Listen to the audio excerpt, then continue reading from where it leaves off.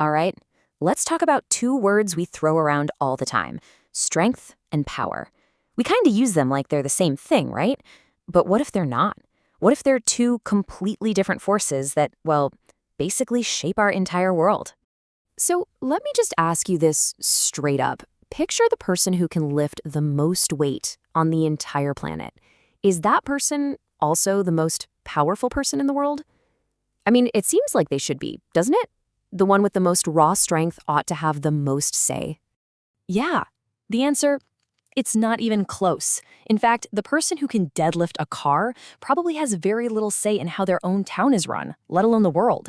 And believe me, understanding this difference, it's the key to figuring out how authority and influence actually work. So let's get this straight right from the jump. Strength is not power. What we're going to do now is really unpack that. We're going to pull these two ideas apart and give you a totally new way of seeing things. You know, for most of us, the ideas of strength and power are kind of just a fuzzy, jumbled mess in our heads. By the end of this, I promise you, you're going to have a super sharp, crystal clear distinction that'll change how you look at, well, pretty much everything. Okay, so to really get this, we've got to look at each concept on its own. Let's start with the nature of strength.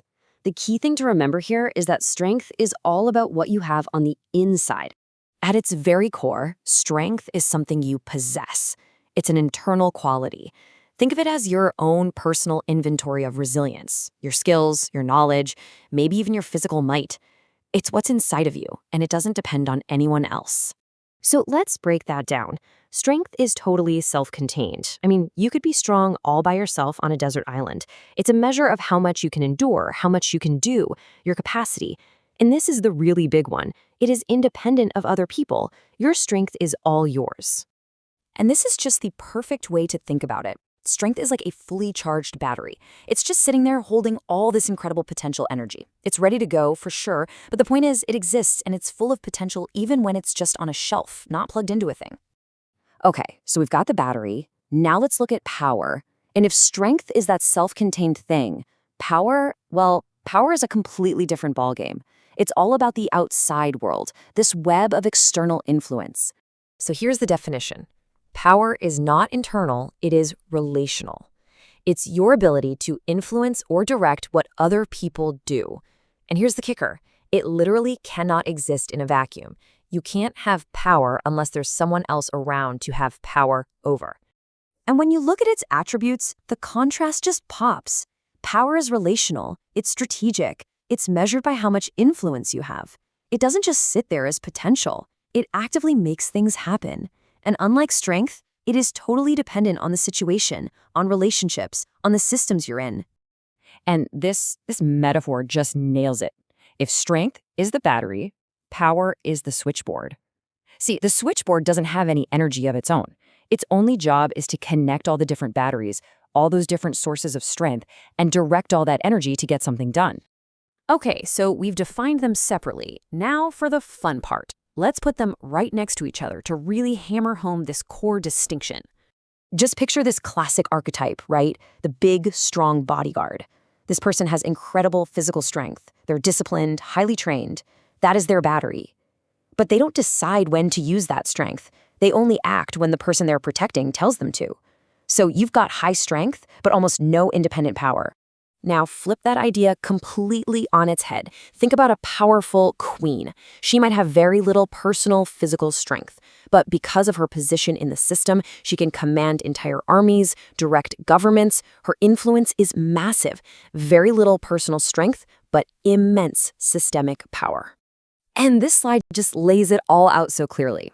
Strength comes from the inside, its capacity. Think of it like a solid pillar. But power? That's external, it's influence, like a complex web. Strength is about being resilient. Power is about having control. You see the difference? One is what you are, the other is what you can do through others.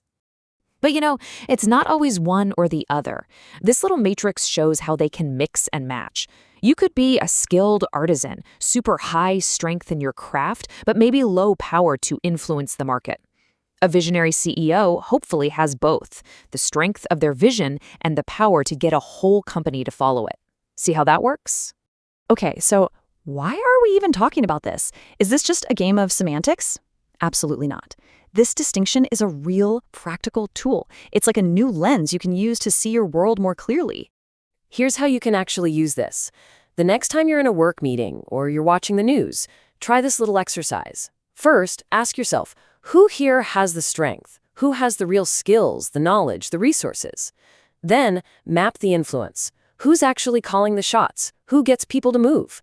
When you do that, you'll start to see the real power structure, and it's often not who you think. Seriously, think of this framework as your new secret decoder ring. It helps you look past the obvious, the person with the fancy title or the loudest voice, and see who truly has the capacity and who is actually pulling the levers of influence. You can suddenly see all the hidden wiring. So I'll just leave you with this one question to chew on. As you go about your own life, your career, your goals, what are you focused on building? Are you building strength, your internal skills, your knowledge, your resilience? Or are you building power, your external network, your ability to influence others? One's a pillar, the other is a web. And knowing the difference, well, that might just change